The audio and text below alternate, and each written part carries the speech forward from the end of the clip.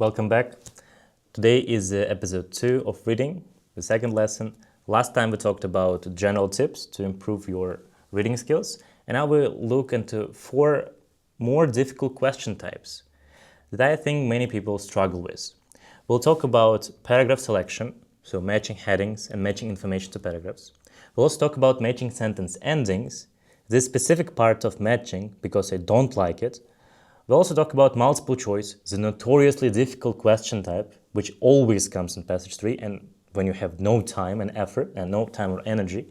And we'll also talk about yes, no, not given, which on the surface looks very easy, but let's admit it, this is a kind of question that many of us make mistake in. So to start with paragraph selection, the reason why this question type is difficult is, on the one hand, if you work with matching headings, you need to understand the main idea. And for you to understand main idea, you need to have good comprehension.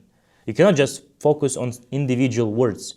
You need to understand the overall message, which means that you need to have really good language, really good proficiency in that language. And at the same time, if you look at the matching information to paragraphs type of question, you now need to work with details. You need to understand not only the overall message, you also need to be very attentive. You need to spot those details because oftentimes the answer lies in a small part of a sentence within a very large paragraph. And unless you pay attention to every single word and idea in detail within those passages, you might not be able to find the answers. And all of that, like both matching headings and matching information to paragraphs, take a lot of time. If you have this kind of question in your passage, that would mean that about 80 to 90% of all the time you spend on that passage will go towards those question types. If there are like 7 headings, you'll have to read 7 paragraphs, you'll have to find those 7 headings, and you'll be able to solve the other questions much more easily because you have read the passage already. So in a way, if you have those questions, they will help you, but with the other questions. But those questions themselves, they are very, very tough. And general tips is that in matching headings and matching information to paragraphs, so in paragraph selection, you really need to work with keywords because you have a lot of information and you need to understand what isolated words or isolated phrase, one single word and phrase, very, very small one, contains the meaning. Like there may be 10 headings. They may be quite large, like every single one of them may be like 7 or 8 or 9 or 10 words in length. But you need to be able to find a specific word that tells you the most. So for example, if the heading contains the word future or the history, you know that it talks about future or the past. And if the heading talks about the future, it's probably going to be applied to a paragraph closer to the end, because this is the way we usually talk about the future. But if it talks about history, is it logical to assume that it goes to the end of the passage? Or is it more logical to assume it goes to the beginning of the passage? Because this is where we usually have historical account, introduction, and all that stuff. So if you work with keywords properly, you'll be able to understand where you need to look at. And when you know where you need to look at, it becomes much easier to find the correct answer. Now, if we look at the matching headings itself, the only useful advice I can give you is that whenever you finish reading a passage, the paragraph, make your own heading. Do not look at the list of headings yet. Make that heading yourself. If necessary, make all the headings. Like for all the paragraphs. If there are 6 paragraphs, make 6 headings yourself. If there are 7 paragraphs, make 7 headings yourself. And when you have the list of headings that you made yourself, go look at the list of headings and now try to match. In this way, you will not be biased towards finding a specific heading. Because when you read headings, before you read the passage and paragraphs, you have this information, you have the desire to find this information. So whenever you have a tiny detail that looks like it talks about a specific heading, you might get distracted, you might fall into the trap. You should not do that. You need to make sure you understand the paragraph completely. And for you to be able to do so, try to write a heading. It should be much longer than the headings in the questions, because you also need to explain the stuff. So for example, if you have a passage, if you have a paragraph about history of something, just make notes. Like for example, if paragraph 1 talks about a historical account of a certain island, like Easter Island, for example. Like Easter Island, it's located here, it is this large, it had a population of people like this many years ago, it's known for this, like people died out here at that period of time, like all of those points, like 5 points in general.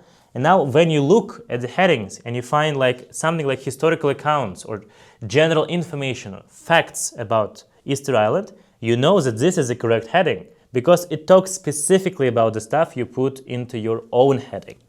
If you do this, you will not really need to worry. And you will understand that matching headings is actually, to be fair, one of the easiest question types, because you can find the answer very, very quickly. If you practice a lot, if you practice enough, you'll be able to find the correct sentence or the correct sentences from the paragraph very quickly, straight away. And you'll be able to find the correct heading without really much trouble. You first need to focus, of course, on making your own headings, but with time you'll be able to make those headings in your mind, and eventually you'll be able to just look in the list of headings and find the correct one. The advice techniques for matching information to paragraphs is a bit different because you do not know what paragraph to look at. You might spend a lot of time reading the first 4 paragraphs only to realize that none of them contains the actually useful information. And then the answers are in the remaining 4 paragraphs.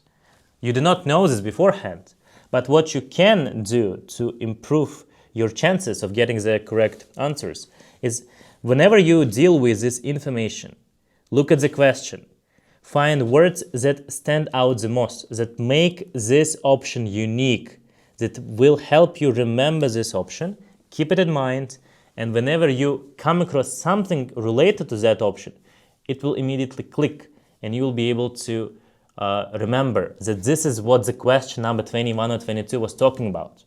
So for example, if it says like an account of difficulties that people met, the key word here is difficulties. You need to find the passage that talks about difficulties. There's only going to be like 2 or 3 times difficulties are only mentioned, like to be fair. And then you know that it's passage A, B, or C, paragraph A, B, or C.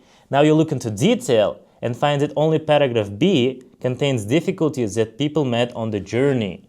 So difficulties and journey are the 2 words you need to keep in mind. You really need to work with keywords when it comes to matching information because they will make all the difference. You should not just, cross and highlight, and circle all the words just because your teacher told you so. You really need to understand the importance of doing this. Because if you do this properly, if you highlight the most useful words, and then you remember those words, of course, you'll be able to find the correct information, the correct place in the passage, in the paragraph, very quickly. So now look at the 2 questions that we have. First, let's look at the matching paragraph. I'll read a paragraph, and then we'll try to make our own heading. And then we'll see what heading was actually the correct one from the list of headings. So the paragraph goes as follows. Of all the mankind's manifold creations, language must take pride of place. Other inventions, the wheel, agriculture, sliced bread, may have transformed our material existence, but the advent of language is what made us humans. Compared to language, all other inventions pale in significance, since everything we have ever achieved depends on language and originates from it. Without it, we could never have embarked on our ascent to unparalleled power over all other animals and even over nature itself. So basically what the paragraph says, we have a lot of inventions. Humans have created a lot of stuff, but language is the most important one of it. And why is it important? Because without language, we would not be able to be humans. This is what made us humans. This is the kind of information we need to keep in our heads. Like language is the most important invention because language made us humans. And now if you go through the list of headings, I have not given you all the headings here, you see that heading number 6 goes as this. Why language is the most important invention of all? So first of all, we talked about the most important invention. Like, language is the most important invention. And more than that, the paragraph explains why this is the case. Why the author thinks that language is the most important invention. It is the most important invention because it is what makes us humans. Without it, we're not humans. There is no difference between us and animals if we do not have language. So this is how you need to go. You just understand the past, understand the paragraph. You write down, it's better to write down. You write down the overview, the summary, the heading, whatever it is. And then you go back to the list of headings. You try to find the one that most closely matches the stuff that you wrote, and then you'll definitely find the correct option. In this case, you will avoid making mistakes. You will avoid choosing the heading that really talks about part of the paragraph, not the entire paragraph. And you also need to keep in mind that while you can look at the list of headings at the beginning, it's better not to do so. You first need to understand the passage, to write a summary of every single paragraph, and then if you look at the list of headings, you'll be able to make all the necessary connections. This is how you need to go. Now, question number 2, a reference to books that assume a lack of mathematical knowledge. So what keywords shall we look at here? Well, I mean, the entire passage is about books on mathematics. So the word books or reference to mathematical knowledge itself doesn't really matter. But lack of mathematical knowledge is interesting because this is talking about books about mathematics, but books that do not think that the reader is knowledgeable of math. So in other words, the target audience for those books are people who are not mathematicians, who are not specifically knowledgeable in math. They might not be, dumb, they may not be children, they may not be beginner-level mathematicians. They may only understand basic concepts, but the important part that the book doesn't require them to use mathematics.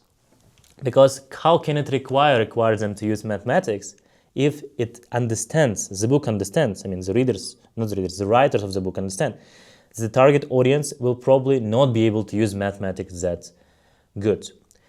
If we look at the paragraphs, in paragraph D, in that passage, we can find that it starts with the following. Other scientists have written books to explain their fields to non-scientists, but have necessarily had to omit the mathematics, even though it constituted the foundation of the reasoning, something like this.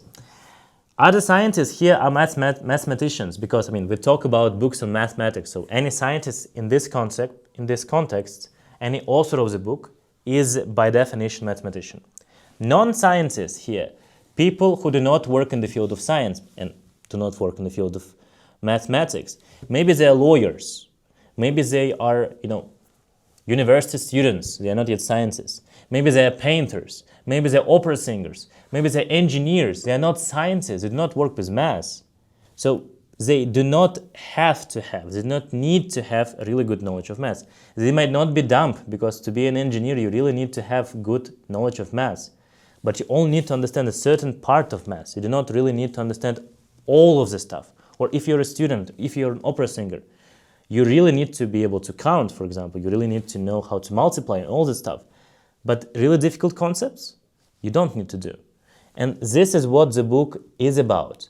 It doesn't require people to use mathematics because the authors, those scientists, those mathematicians, had to take away any mathematical stuff because they understand that people will not really need it.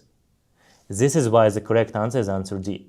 And we were able to deduce the correct answer only because we looked at the specific keywords. We understood, first of all, that we need to find books that understand, that know that the people reading those books do not know math.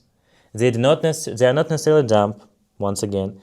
They may know math to a certain degree. Is that they are not mathematicians. There is something missing. A lack of mathematical knowledge means that they don't have full mathematical knowledge. They have definitely have some mathematical knowledge. but they don't have all the mathematical knowledge that a person reading a mathematical book may need. Like you may know for sure that some books may be written in such a difficult way that if you do not know mathematics well enough, you will not be able to understand them. But this is not the case. This is a completely different book. And this is why paragraph D is the correct answer for that question. This is how you approach paragraph selection. You'll find out it's not really that difficult if you have the correct technique, if you do not expose yourself to all the vast amount of information that there is. You need to limit the amount of information you focus on at the time, because in this case, in this way, you'll be able to focus only on the most important information that will help you find the correct answer. So in headings, you shouldn't focus on the entire paragraph, only on the main idea. And when it comes to matching information to paragraphs, you don't need to focus on the entire sentence that's part of a question, but only on the words that make the most meaning, give the most meaning. And then, when you read one passage, one paragraph, you read paragraph A, you find out that it doesn't contain anything from that list, you go to the next paragraph. You read paragraph B, and now you see that it contains the answer for question number 3. You know that question number 3 now, that is B. It doesn't contain answers for question 1 to 4, but it does contain the answer for question 3. This is how you go. Again, you read the question first, then you read the paragraph, then you go back to the question to see whether there is any connection between the paragraph and the questions. That's it. Now, matching sentence endings. Why difficult? Well, I personally think that matching sentence endings is a very annoying question type, because it's either too difficult or too easy. When it's too easy, some options do not make sense grammatically. So, for example, some sentence may end on a singular word or on a plural word. So, if the verb is in plural or in singular, we will not be able to use it for all the options. And a lot of the time, it's really easy to understand which options do not work with which questions, because they also may not make sense logically. If we talk about a car, for example, if the first question talks about a car, one of the options may talk about eating something, or painting something that a person can do, not a car. So those questions don't make sense together. Those two parts don't make sense together. But on the other hand, a lot of the time we can have very long options, and all of those options make sense grammatically and logically. And in that case, it may be very, very difficult because it's very confusing. And again, you need to work with details. It's not really that difficult to find the correct answer, but it's really annoying, and this is why I decided to talk about it. And the first piece of advice is to use common sense. If you can understand which endings do not work with which sentences, you will make your life much easier, and you'll save a lot of time while solving those questions. If you see that, for example, once again, this question talks about cars, and these options do not describe anything about cars, describe people, for example, describe animals, you can just cross them out for this specific question. Then you need to find the related part of the passage. So you look at the beginning of the question, of the sentence, you understand where you need to look for the answer, and then you go to that part of a passage, you read that part of the passage, you understand what you need to do, and then you finish that sentence yourself. You don't look at the options. Once again, just like with headings, you need to do all of that stuff yourself. You finish that sentence yourself, you make sure you understand that sentence really well, and then when you write the ending of that sentence yourself, you look at the available options and you find the one that matches it closely. And in doing so, you can make sure you do not get distracted once again, because there may be some options that talk about different sentence, or talk about a sentence that is close, but not the actual sentence. And this will help you find the correct answer. So let's look here. The sentence begins as follows. According to Dingle, migratory routes are likely to. So we need to find Dingle, and we need to find what this person says about migratory routes. We have 5 options here. There were more options, but I decided to leave 5. Option A, be discouraged by difficulties. Immediately incorrect, because how can a route be discouraged by difficulties? Animals can be discouraged by difficulties. Humans can be discouraged by difficulties, but how can a route be discouraged by difficulty? Doesn't make sense, so option A is crossed out. Eat more than they need for immediate purposes. I mean, again, eat and routes. Routes cannot eat, so it doesn't make sense. We cross option B again, like options A and B don't make sense. Now we have 3 more options. C, be repeated daily. A route can be repeated daily, more or less. Be governed by the availability of water. I mean, yes, the route may be constructed in a way that it goes from one water source to another. So that, I mean, migratory birds or migratory animals, they have something to drink. I mean, it makes sense. And follow a straight line. A migratory route may follow a straight line because, I mean, it makes sense for animals to go to follow the shortest part from point A to point B. It makes sense. Like option C, B, C, D, and E make sense. I mean, option C doesn't really make that much sense because migratory routes, migration doesn't happen every single day. I mean, not for all animals. But for some animals, maybe they migrate every single day. Maybe we have some, insects that go from ground to the sky and then go back. Maybe we have some, water creatures that go from the ocean bed, from the sea floor to the surface and then go back. But this is like individual isolated examples. If we talk about other animals and birds, I doubt that they repeat this route every single day. So option C is very likely to be incorrect. We only have option D and option E. Now, if we look at the passage, it tells us the following. The biologist Hugh Dingle has identified 5 characteristics that apply in varying degrees and combinations to all migrations. So now we understand option C cannot be correct, even before reading the passage, because option C cannot be applied to all migrations. Now, firstly, they are prolonged movements that carry animals outside familiar habitats. I mean, no option includes that. They tend to be linear, not zigzaggy, so they follow a straight line. They involve special behaviors concerning preparation and arrival, and they demand special allocations of energy. There's also a 5th characteristic, I just didn't include it, but the important part that in the 2nd characteristic, Dingle said that migratory routes are likely to follow a straight line. They're likely to be linear, so one line instead of zigzaggy. I mean, it makes sense again because we discussed it. It makes sense for animals to follow the shortest route because they need to conserve energy, because they need to save time. Why would they go in a zigzaggy pattern? Why would they go not in a straight line if this means more energy spent and higher chance of not being able to get to the destination? The correct answer would be answer E. And if you look at the answers, you'll find that this is actually correct. This is how you need to do that. I mean, we weren't really able to construct the ending ourselves, like migratory route are likely to do something, but it's really useful to try to do this with the existing knowledge. Like, you know something about migration, you watched Nat Geo Wild or Animal Planet, for example, and that's it. You finish whatever you know about it, and then you will at least know what you need to talk about. You'll be able to find the relevant part of the passage much more quickly.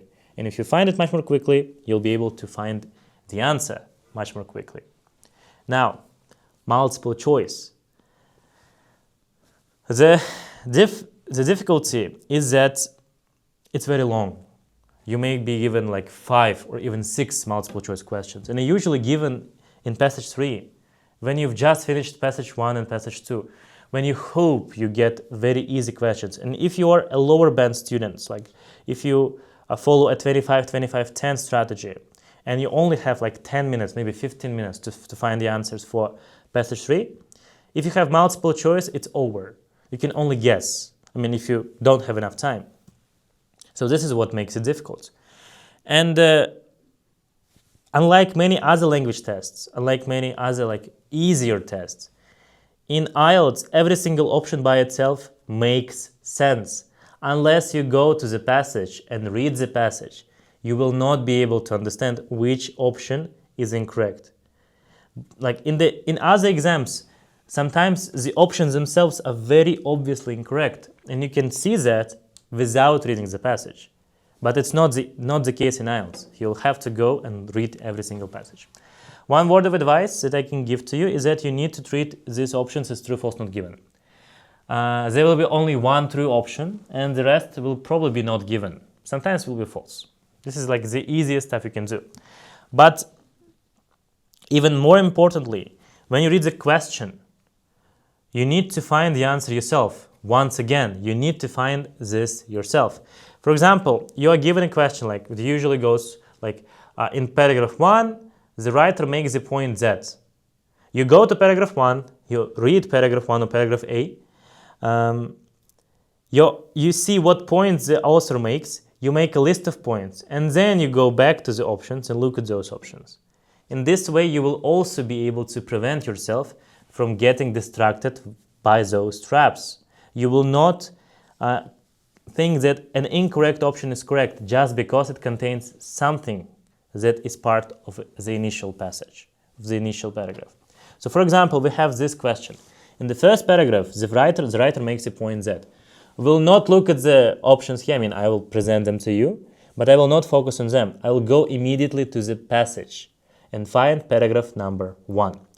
Though we might think of film as an essentially visual experience, we really cannot afford to underestimate the importance of film sounds. A meaningful soundtrack is often as complicated as the image on the screen, and is ultimately just as much the responsibility of the director. The entire soundtrack consists of 3 essential ingredients: the human voice, sound effects, and music. These 3 tracks must be mixed and balanced so as to produce the necessary emphasis, which in turn create desired effects. So basically, what the author says is that when we watch a movie, we think that the most important part of the movie is the image, because we've watched it with our own eyes. We don't really go to movie theater to watch the movie with closed eyes.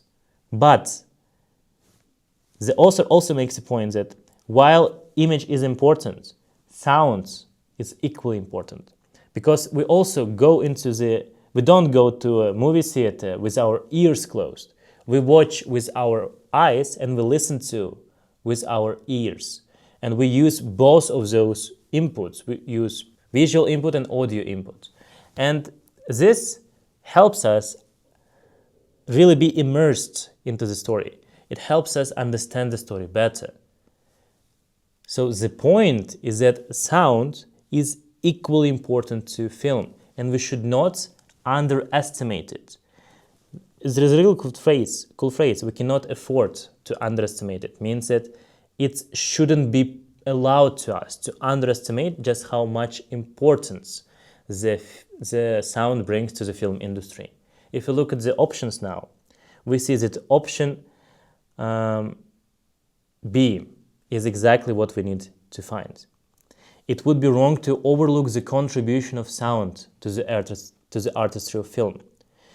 Wrong to overlook means wrong to neglect. We cannot neglect, we cannot underestimate, we cannot afford to underestimate the importance, the contribution of sound. This is how option B is correct. If you look at the other options, it's very important to discuss them as well, because you need to see how the exam writers tried to trick you. The director should plan the soundtrack on the early stage of filming. I mean, the director has a responsibility over soundtrack, but when the soundtrack should be designed is not part of the paragraph, so option A should be crossed out. The music industry can have a beneficial influence on sound and film. I mean, it's probably the other way around. The sounds can have a good impact on the industry, and the music industry, nothing about that industry in the passage itself. It is important for those working on the sounds and film to have sole responsibility for it. So it's important that only one person, one group of people are responsible for it. We know that the director is responsible for the soundtrack just as much as he is responsible for the image, film image, but there is nothing said about whether or not we should give this responsibility to just one group of people. So again, option D is incorrect. So A, C, and D incorrect on the basis because they are not given. We have partially those options mentioned in the paragraph, but we do not have the entire mention of those options, which is why they are not given, and by extension, incorrect. Only option B is true, only option B is correct. And lastly, we have yes, no, not given. It's very close to true, false, not given. I mean, you understand that true, false, not given is with facts. You need to understand the facts within a passage, which is why it's usually in paragraph, in passage 1 and passage 2. But yes, no, not given is a kind of question where you need to analyze the author's opinion, which is why it's usually in passage 3, where you have all that opinion. And the general tips here is that you need to use common sense, and you shouldn't overcomplicate. A lot of the time I see, like, especially if the question is poorly phrased, or especially if it's not the authentic passage, it's an authentic question. Candidates, both teachers and students, they spend a lot of time thinking about it. And this is what you shouldn't do. You shouldn't spend a lot of time. If you need to think a lot about a certain question, then you're doing something incorrectly. The answer should always lay on the surface. So for example, if you're hesitant between not, no and not given, and you understand why it's no, but you feel that it may be not given, but you need to explain a lot. You need to go extra mile to explain why it's not given. Then it's not given, it's no. Whatever option makes more sense is the option that's correct. And this is how you need to approach. If you made a mistake in this case, then you used common sense incorrectly. If you use common sense correctly, if you don't overcomplicate, you'll be able to find the correct answers every single time. I mean, as long as the actual passage and the question are designed correctly. You also need to understand that a lot of the passages available out there, like so-called authentic or real passages, those that are not, produced specifically by the Cambridge Assessment English, all of those people who create the test, that you cannot be sure that they are authentic, because I mean, they are leaks. They are built from memory. There may be a lot of problems with those passages, because ultimately it is ordinary people, ordinary humans, not professionals, not language experts, who recreate those passages. So they're bound to be some mistakes. And if there are mistakes, you need to recognize it. So for example, if you solve a certain question, yes, no, not given, it doesn't really matter if you make a mistake. You need to see the reasoning behind the correct option. And for example, if you chose no and the correct option is not given, and the explanation for not given is very stupid, then it means that you were correct and the not given answer is not correct. And this goes for all those marathons reading that you find online. If you do not agree, it's not that you do not agree, because obviously the person who you're watching, who are solving those questions, they're probably much more knowledgeable than you are. So you can rely on their knowledge and their expertise. But if their argument sounds not that convincing, if they have to skip over certain part of explanation because there's no other way to explain the correct option, then it means the initial answer key is incorrect. It may happen a lot. And in the real exam, I can assure you, there will not be these cases. The questions will be phrased well enough for you to find the answers on the surface. You will not need to go into that much detail, into that much trouble to find the logic behind a certain answer. So let's now look at the questions I have here. The Port Royal grammarians did justice to the nature of language. First of all, what does it mean? I don't know. Like when I first look at this question, I don't understand what kind of justice are we talking about. I mean, I can understand that if the nature of language is, let's say, simple, so doing justice would mean that Port Royal grammarians said that it was simple. If the nature of language is difficult or like beautiful, for example, the Port Royal grammarians would also say that it's difficult or beautiful. So now let's read the passage. This is what they told us, the Port Royal grammarians. This marvelous invention of composing out of 25 or 30 sounds, that infinite variety of expressions which, whilst having in themselves no likeness to what is in our minds, allow us to disclose to others its whole secret, and to make known to those who cannot penetrate it all that we imagine, and all the various starring of our soul. Beautifully written. Half of it I don't understand, like, to be honest. Half of it you might also not understand. But the actual point is, the initial point is very clear.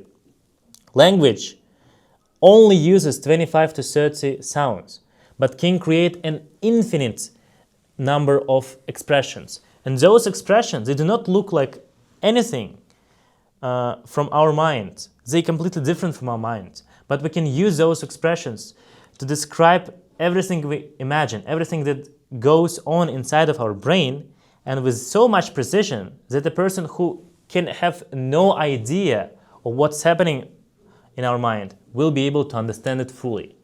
This is how powerful the language is. Now, this is what they say, the Port Royal grammarians. They say that language relies on a simple principle, but it's very, very sophisticated and it's very, very useful. Before that quote, there is a sentence from the author. In its own right, language is a tool of extraordinary sophistication, yet based on the idea of ingenious simplicity. Is it sophisticated? Yes, because it can help us express infinite thoughts and infinite opinions. Is it based on a simple principle? Yes, because we have a very limited number of sounds and letters and so on. 25 to 30 sounds, we just combine them together in different combinations, and we get infinite number of expressions that we can use. Now, does this align with what the author thinks? The author needs to admit that French grammarians from Port Royal did justice, that they said something that is actually true. The renowned French grammarians of Port Royal Abbey near Versailles distilled the essence of language. This is what they did to explain. I mean, distill the essence of language is a very fancy way to say explain the nature of language. And no one since has celebrated more eloquently the magnitude of its achievement. So no one else since those grammarians from France from 1660 has ever been able to come close to the justice that those grammarians did to the language. They expressed the nature of language. They explained the nature of language so well that for over 300 years, for almost 350 years, no, more than 350 years, nobody has ever been able to say it better. Which means, of course, that the author thinks that those words are just. The language deserves this definition because it's very impressive. It's simple, but very sophisticated. It's marvelous. It's a wonder. And grammarians from Port Royal were able to capture the magnitude, the importance, the sheer size of this achievement in their quote, which is why the correct option is yes. If you follow this logic, you'll be able to find the correct answer for every single question. You just need to make sure that whenever you have a very difficult question, you need to understand it very well, and you need to find the answer yourself.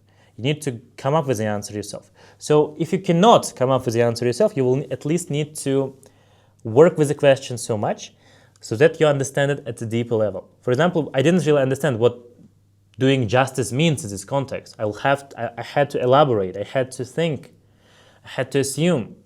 And because I made all of those assumptions, because I made a lot of analysis before going to read the passage, I was able to find exactly what I needed to find.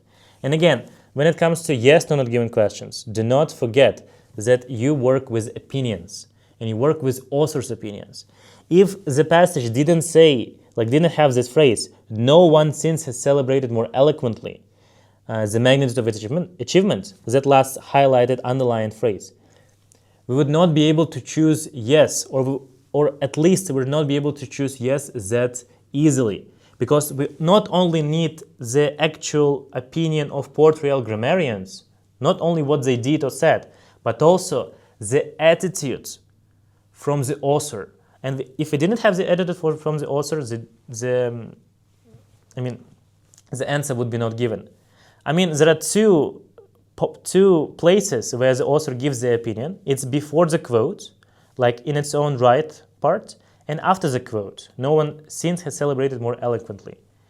If the passage didn't say itself that language is easy yet sophisticated, then the answer would be not given. But because the passage says this, and the author proves this, admits this, the answer is yes. And this is how you need to approach. I hope this was useful to you. I hope you will not have any problems with your reading questions, whatever the difficulty of those reading questions are. Practice more, practice those techniques more.